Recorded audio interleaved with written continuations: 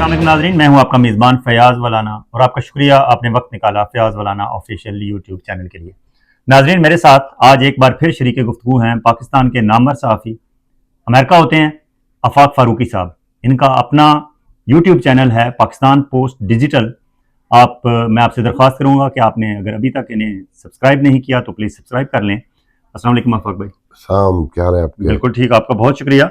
कल जो हमने प्रोग्राम किया उस पर बहुत तनकीद हुई, लोगों ने गुस्सा निकाला आप पे भी और मुझ पे भी। जो आपके फॉलोअर्स थे वो मुझे बुरा भला कह रहे थे और जो मेरे फॉलोअर्स हैं वो आपको।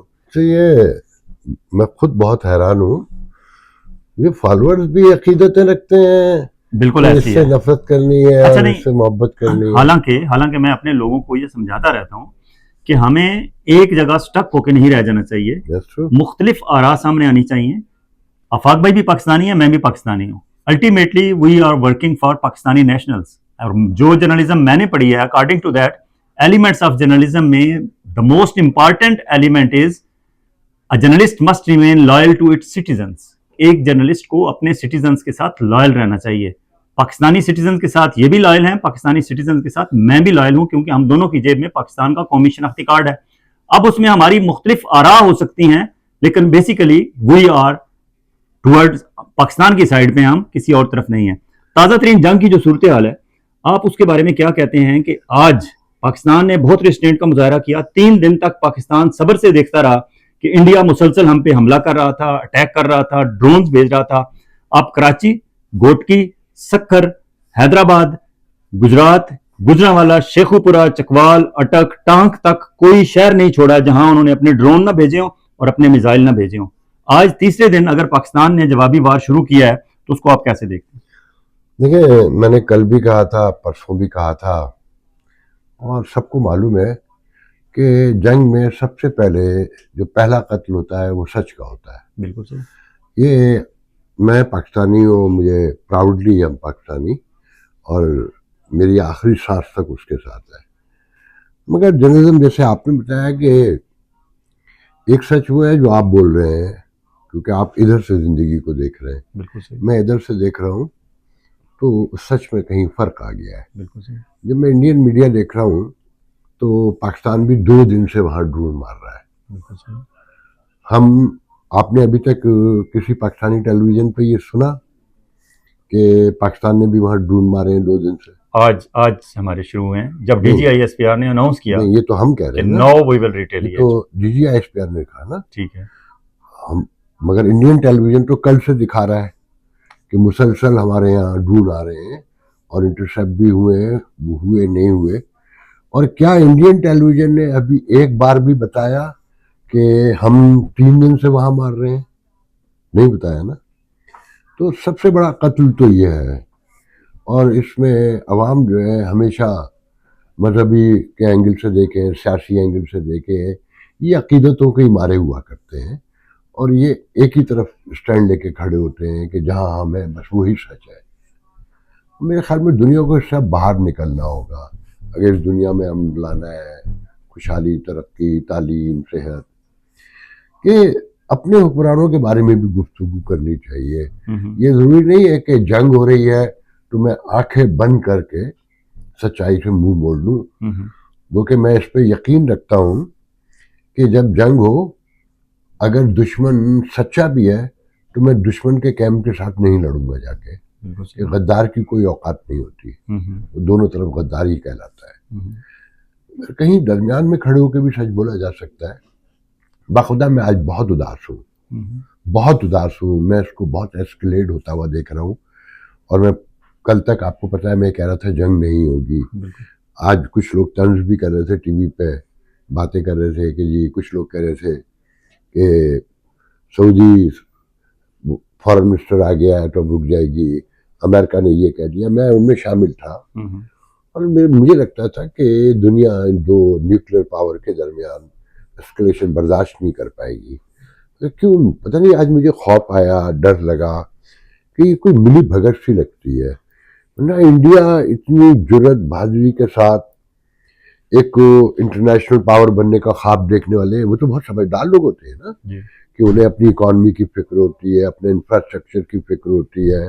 जैसे अभी पाकिस्तान ने कहा है कि अगर ये एस्केलेशन करेंगे, उन्होंने जवाबी अभी कार्रवाई की, तो हम उनके इकोनॉमिक हब पर भी बिल्कुल। और इंफ्रास्ट्रक्चर पर भी मारेंगे, हम्म, तो नुकसान तो उनका भी होगा ना। बिल्कुल। मगर ऐसा लगता है कहीं तय हुआ है कुछ, और ये मामला किसी और तरफ जाता हुआ नजर आ रहा है। वो अल्फाज भी मैं इस्तेमाल नहीं करना चाहता सही। कि किस तरफ होता जा रहा है, कि गुज़िश्ता कई सालों से खित्ते की रीशेप की बातें हो रही हैं। बहुत सारी, मुझे मोदी के बहुत सारे बयानात याद आ रहे हैं। अच्छा, मैं एक चीज़ बहुत बहुत सारी प्रोग्रामों में कह चुका हूँ कि डोनाल्ड ट्रंप और मोदी जो है, ये गैर रिवायती पॉलिटिशियन है। हम्म, ये कर ना पाए, मगर जो इन्होंने अपने वोटर से वादे किए हैं, ये उसे करने की कोशिश पूरी करते हैं। हम्म, मोदी ने, आप ये देखें, कश्मीर का पहले ऐलान किया था कि वो 370-35A को ख़त्म करेगा, उसने किया। बाबरी मस्जिद के हवाले से बीजेपी का जो स्टांस था, वो आपको पता है, उन्होंने करके दिखाया। मुसलमानों के साथ जो मसाइल थे, फिर मैं मुसलसल तवातुर से ये बात कह रहा हूँ कि जो अभी इलेक्शन हुए हिंदुस्तान में, जिसमें बीजेपी मार्जिनलाइज हुई है, तो उनकी बिगिनिंग कैंपेन में ये कह दिया था कि हम अब इस बार हुकूमत में आए तो वो करेंगे जो तारीख 1000 साल तक याद रखेगी। और वो उनके दौर में, कांग्रेस के दौर में, इतना ऑक्युपाइड कश्मीर पाकिस्तान हमने नहीं सुना था। बिल्कुल। अब तवातुर से उस पर गुफ्तगू हो रही है, और मैं आज़ाद कश्मीर के हालात भी जानता हूँ। अच्छा, मुझसे गलती और भी हुई है, स्पेकुलेशन है, आपका तज्जिया होता है। मैं समझता था कि इंडिया आगे यूं नहीं बढ़ेगा कि ऑक्युपाइड कश्मीर, इंडियन कश्मीर में और मशरकी पंजाब में उसे वो सपोर्ट हासिल नहीं है। अब बज़ाहिर तो ये बताया जा रहा है कि इंडियंस कह रहे हैं कि जी जालंधर में, अमृतसर में और XYZ जो पंजाब के, मशरकी पंजाब के शहर हैं, वहाँ पाकिस्तान ने ड्रोन्स मारे हैं और सिख इबादत गाहों को, दूसरों को निशाना बनाया है। मगर हमें सच नहीं मालूम है ना। तो मगर आज की एस्केलेशन ये बताती है, जो पाकिस्तान ने 26 जगहों पे मारे, और फिर ये दावा के डिफेंस सिस्टम भी जो है, जो रशियन है 1.5 बिलियन का, 400, वो भी तबाह कर दिया है। और दूसरी तरफ से वो कह रहे हैं कि जी हमने अक्सरियत में मिसाइल, जो है बैलिस्टिक मिसाइल पाकिस्तान के, वो गिरा लिए हैं। तो अगर इंडिया भी 3 एयरबेस पे या 4-5 पे जो पाकिस्तान में किया, इंक्लूडिंग लाहौर, अब जो पाकिस्तान ने किया उसके जवाब में करते हैं और ग्राउंड ट्रूप्स भी मूव हो जाते हैं, तो फिर ये जंग किसी के हाथ में रहेगी? या बहुत सी बातें तो हमें ऑब्वियस है ना, नजर आती है ना, कि मैं जैद हामिद तो अभी ऐलान ये कर रहा था कि ग़ज़वा हिंद शुरू हो चुकी है, और सहाबा कराम जो 1500 साल से ख्वाब देखते थे, उन्हें ये सादत नसीब नहीं हुई, आपको होने जा रही है। मतलब इन जाहिलाना बातों के साथ और जो नारे लग रहे हैं, तो अंदाजा है कि हम कहाँ जा रहे हैं। ज़ाहिद हामिद तो मेरे ख्याल में इस मौजूदा सूरत में कहीं स्टैंड नहीं करते, लेकिन सऊदी अरब का फॉरेन मिनिस्टर पाकिस्तान आ गया, ईरान का फॉरेन मिनिस्टर इंडिया भी गया, पाकिस्तान भी गया, अब्बास अराक़ची। क्या निकला? और इसके अलावा जो भी हमारे दोस्त हैं, रोबियो ने भी कॉल की, कुछ नहीं हो सका ना। रोबियो ने भी कॉल कर ली। अब आप क्या समझते हैं कि नेक्स्ट UN सिक्योरिटी काउंसिल की मीटिंग बुलाई जाएगी और वो इंटरवीन करेगी और वहां कोई रुकने के चांसेस हैं, या हम किसी की नहीं सुनेंगे, दोनों इंडिया और पाकिस्तान? नहीं, हम तो सुनना चाहते हैं। हम तो 3 दिन से कह रहे हैं, डे फर्स्ट से पहलगाम से कह रहे हैं कि आप इंटरनेशनल कोई कमीशन बना लें जहां पर हम भी जवाब दे हो, आप भी जवाब दे हो, मगर उसने तो नहीं सुना ना। कोई प्रूफ भी नहीं दिया उसने अभी तक। तो ये तो सब सच है ना। तो फिर ये तो प्रूफ हो गया ना कि पहलगाम फॉल्स फ्लैग ऑपरेशन था। अगर उनके पास कोई प्रूफ होते, नहीं, मैं ऐसा कुछ नहीं कहूंगा। मैं देखें, मैं एक तजिया निगार हूँ। मैं ना पाकिस्तान एस्टेब्लिशमेंट का बयान को आगे बढ़ाना चाहता हूँ, ना उनकी बेवकूफ़ी के साथ खड़ा हूँ, मगर ये पता है मुझे कि वो कोई सॉलिड प्रूफ नहीं दे सके। प्रूफ ना दे सकने का मतलब क्या है? नहीं, इसकी बहुत सी वजूहतें हो सकता है वो आइंदा देना चाहते हो। अच्छा, फिर जो सच है कि वो उससे पुराने इन्वायरमेंट से जाकर ओल्ड उसमें जाके देखते हैं, वहाँ कुछ सच्चाइयाँ नजर भी आती है ना। अच्छा, फिर हमें बहुत सी बातें पता है कि जब पीपल्स पार्टी की नई हुकूमत बनी और शाह महमूद कुरैशी उस वक्त इंडिया में थे जब कसाब वाला वाकया हुआ है, तो एक गुस्सा तो पहले से मौजूद है, वो कि वो होश खो बैठे, इंतहा पसंदी बहुत बढ़ गई है और वो खित्ते में मौजूद है, तो उसका इम्पैक्ट तो हर जगह जाएगा। मगर ये बात तय है कि इस वक्त इंडिया नहीं मान रहा। पाकिस्तान ने पूरी कोशिश की है, मगर मैं ये भी मानने को तैयार नहीं हूँ कि पाकिस्तान ने आज ही कार्रवाई शुरू की। मेरा ख्याल है पाकिस्तान भी 2 दिन से वहां कार्रवाई कर रहा था। ड्रोन जब वहां से आए तो यहाँ से भी भेज दिए गए कि टिट फॉर टैट ही होगा ना, फिर तो उसमें कोई गलती नहीं है कि भाई आपको जवाब तो देना है। इसमें दुख की बात यह है कि इंडिया को, जो इतना बड़ा मुल्क है, 1.4 बिलियन, इतनी बड़ी इकॉनमी है और ख्वाब बड़े हैं, तो पाकिस्तान तो बहुत छोटा सा मुल्क है। उसकी फॉरेन पॉलिसी भी पाकिस्तान के गिर्द घूमती है, उसकी दाखिला पॉलिसी भी पाकिस्तान के गिर्द घूमती है, उसका अवलिन दुश्मन भी पाकिस्तान है, जबकि चाइना से उनका ज्यादा पंगा मैं समझता हूँ। तो उसको बड़ा भाई भी है। हम कल्चरली तो एक लोग हैं ना, इंडियन बहुत बदतमीजी करते हैं कि नहीं हम एक नहीं है, मतलब जहालत की बातें करते हैं। जहनी तौर पर एक है ना जो हरकतें दिखा रहे हैं, इस तरह की जो बातें हो रही हैं, या इसमें देखिए असल इशू सच ये है कि ये अगर और एस्केलेट कर गई तो अंजाम क्या होने जा रहा है, इस खत्ते का मुस्तकबिल क्या होगा। आपने अभी सुन ली खबर कि जनाब सिक्योरिटी काउंसिल बुला ली गई है पाकिस्तान में, जो न्यूक्स और ये वो सारा, तो ये खबरें तो दुनिया के लिए भी बड़ी परेशान कौन है ना। G7 की खबर मुसलसल चल रही है कि वो मुसलसल अपील कर रहे हैं कि जंग को रोका जाए, इस मामले को बैठ के टेबल पे लाया जाए। अब security council, by the way, Israel और गाजा के मामले में सिक्योरिटी काउंसिल ने क्या कर लिया था, या यूक्रेन के और रशिया के मामले में क्या कर लिया था। तो दुनिया बड़ी पोलराइज हो चुकी है। तो उस एंगल से मुझे तो कोई समझ में नहीं आता। मुझे तो लगता है कि इतने मुल्कों का इंटरप्शन के बावजूद कोई चीज नहीं आई, ये कोई डिजाइन तो नहीं है। मैं तो सिर्फ ये कहना चाहता हूँ। ठीक, आपको लगता है कि ये डिजाइन है और इसमें बहुत सारे लोग इन्वॉल्व हैं। चलें, ठीक है। मैं आपसे पूछना चाहता हूँ, आप क्या देख रहे हैं? आप एक सीनियर सहाफी हैं, एक तफरीक है मुल्क में, सियासी तफरीक भी है जिसमें, जिसे आप भी रिप्रेजेंट करते हैं कभी कभी, तो क्या इस पर पाकिस्तानी मुत्तहद होकर मुकाबला करेंगे? या मेरे ख्याल में पाकिस्तान इस वक्त कौम पूरी मुत्तहद है बज़ाहिर, लेकिन अंदर स्पेशली पीटीआई के लोग, उनके दिल में एक गुस्सा मौजूद है। बज़ाहिर अगर वो समझते हैं कि इंडिया ने अटैक कर दिया है तो वो बिल्कुल बाहर निकल के नारे तकबीर अल्लाह अकबर लगा रहे हैं और कह रहे हैं कि हम सारे यूनाइटेड हैं, लेकिन उनके अंदर दिल में एक छोटी सी फांस है कि हमारा मकबूल लीडर, जिस पे कोई आज तक इल्ज़ाम साबित नहीं हो सका, जो उसे सजाएं हुई वो कोर्ट्स ने सजाएं माफ़ भी कर दी, लेकिन उसको जमानत नहीं मिल रही, उसके रिहा नहीं कराया जा रहा। अब कल जो चीफ मिनिस्टर KPK ने दरख्वास्त दिया इस्लामाबाद हाई कोर्ट में, मेरे ख्याल में वो जो दरख्वास्त है वो दिलवाई गई है। अली अमीन गंडापुर ने ना इमरान खान से जाके मिला, ना उससे मशवरा किया, ना उसने PTI की पॉलिटिकल पार्टी से मशवरा किया। वो उसे कहा गया है, किसी ने उसे तैयार करके दिया कि ये लो जाओ इस्लामाबाद हाई कोर्ट, वहां एप्लीकेशन दे दी। PTI के लोगों को थोड़ा सा हौसला देने के लिए, ढारस बनाने के लिए, उनकी आंखों में धूल झोंकने के लिए कि बस आपका लीडर बाहर आया क्या आया, ताकि वो थोड़ा सा उनका गमो गुस्सा ठंडा हो जाए। पता हो सकता है वक्ती तौर पर यह किया गया। अब दूसरी सूरत यह है कि इमरान खान को बाहर निकालना क्या जरूरत है हमारी एस्टेब्लिशमेंट की या नहीं, क्योंकि इस वक्त हुकूमत तो एस्टेब्लिशमेंट रन कर रही है ना। शहबाज शरीफ तो एक डमी प्राइम मिनिस्टर है, थोड़ा बहुत था वो भी खत्म हो गया, वो भी खत्म हो गया। अब सूरत हाल यह है कि अगर इन्होंने इंडिया के साथ मजीद लड़ाई आगे बढ़ानी है, और जिस तरह नजर आ रहा है कि बढ़ रही है, तो इन्हें चाहिए कि पूरी कौम यूनाइटेड हो, किसी के दिल में हल्की सी भी कोई फांस है वो भी ना हो, तभी हम लड़ सकते हैं ना। अच्छा, जिस तरह आप कहते हैं कि फील्ड अगर हमारी आगे मूव करेगी फौज, तो पीछे कोई सहारा देने वाली कौम होनी चाहिए।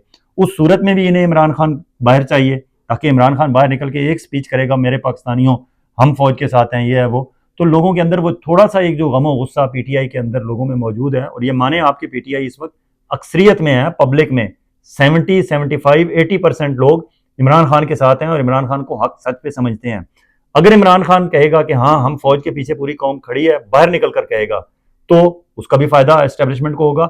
अगर इन्होंने यहाँ खत्म करनी है लड़ाई, फिर भी इमरान खान कहेगा कि हाँ बिल्कुल हमने जो किया है ठीक खत्म किया है, उसमें भी इन्हें इमरान खान की जरूरत है। दोनों सूरतों में ये बताएं, मैं तो बहुत अजीब सी चीजों को गौर कर रहा हूँ।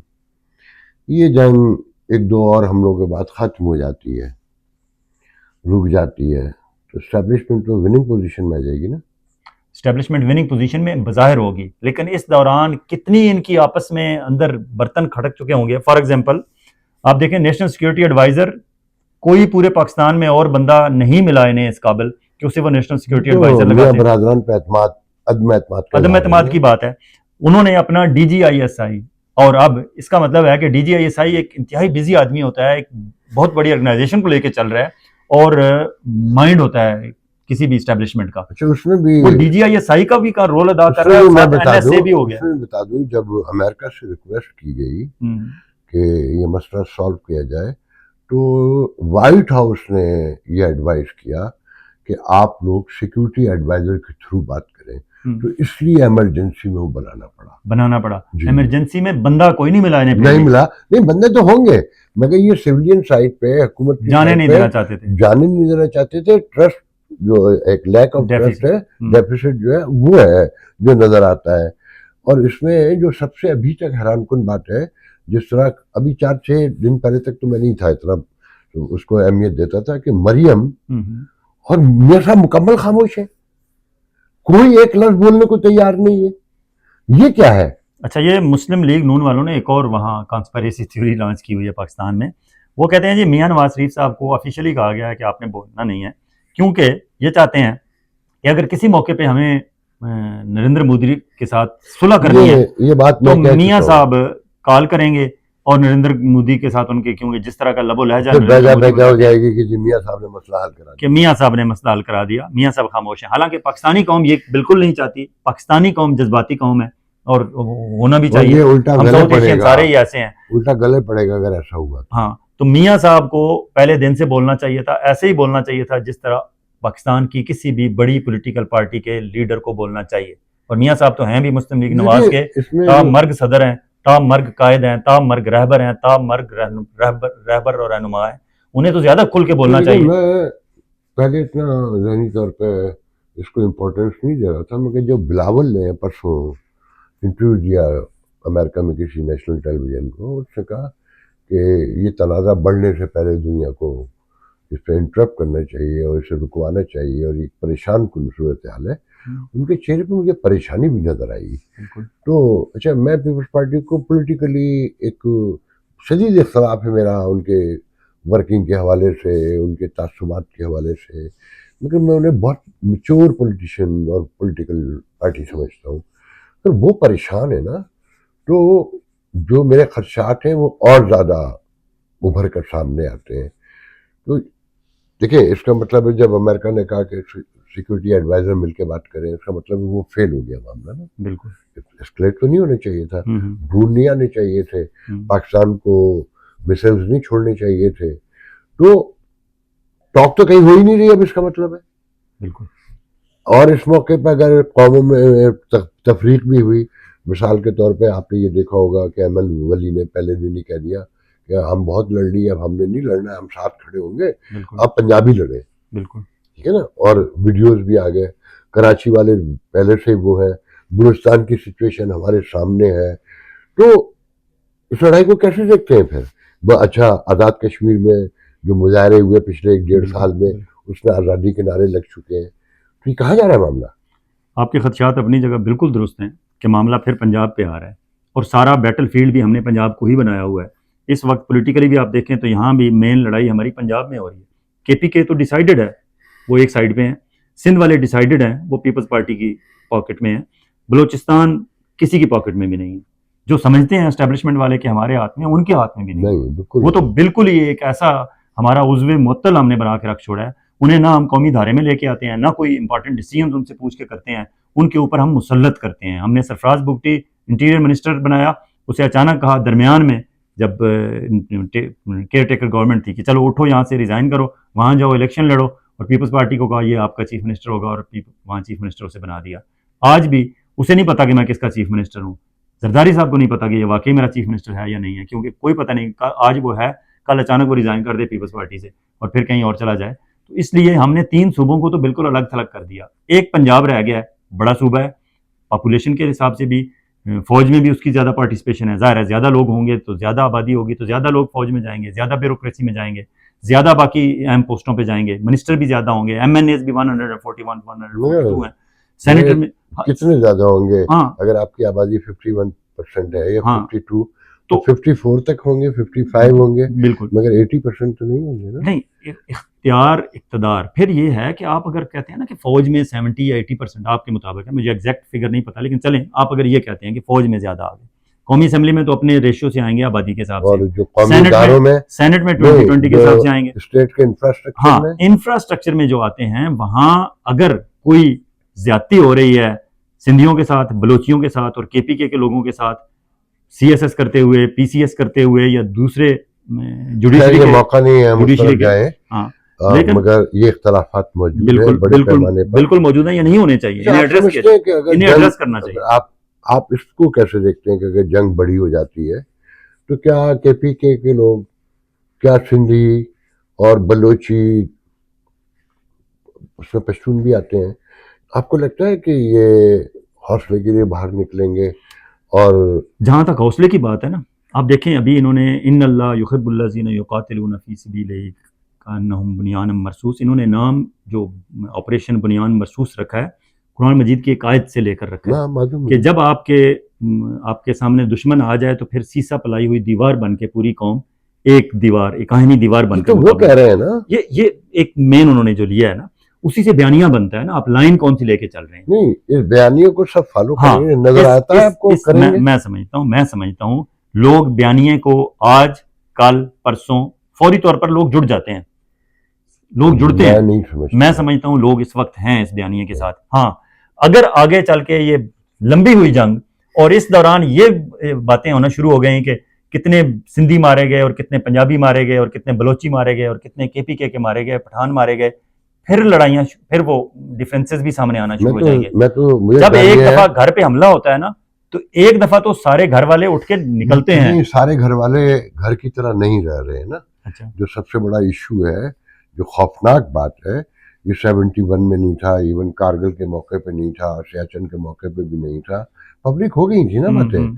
65 में तो बिल्कुल ही नहीं था, मगर आज मीडिया से इंफॉर्मेशन हाईवे के दौर में रहते हैं ना मैं और आप, और सेकंड में हजारों खबरें आ जाती हैं, तो उसे देख के जिस तरह से फौज पे के हमले हो रहे हैं, जो ठट्टा उड़ाया जा रहा है, मजाक उड़ाया जा रहा है, और जो पॉलिटिशियन भी बातें कर रहे हैं, अहमद वली जैसे लोग, पहले तो ऐसी कोई आवाज नहीं थी ना, हालांकि उनके बड़े जो थे वो शदीद इख्तलाफ रखते थे, बिल्कुल ठीक है ना, मगर इस तरह बात नहीं करते थे। तो ये सारी चीजें उसको देख के मुझे तो लगता है कि यही चीजें कैलकुलेट करके। अच्छा, ये जो आपके खदशात हैं ना, ये पाकिस्तान में आपकी तरह के बहुत सारे लोगों के खदशात हैं, और यही खदशात मेरे ख्याल में इमरान खान की रिहाई के लिए राह हमवार करेंगे। और इमरान खान बाहर निकल आ गया। इमरान खान आपको पता है कि वो सिंधी बलोची इस चक्कर में नहीं पड़ता, वो हमेशा तकरीर करते हुए कहता था मेरे पाकिस्तानियों। अगर इमरान खान बाहर आ गया और उसने मेरे पाकिस्तानियों कह के कौम को कह दिया कि हाँ हम इकट्ठे हैं, हम यूनाइटेड हैं, हम फौज के साथ हैं, तो यकीन माने ये सारे खदशात फौरन खत्म हो जाएंगे।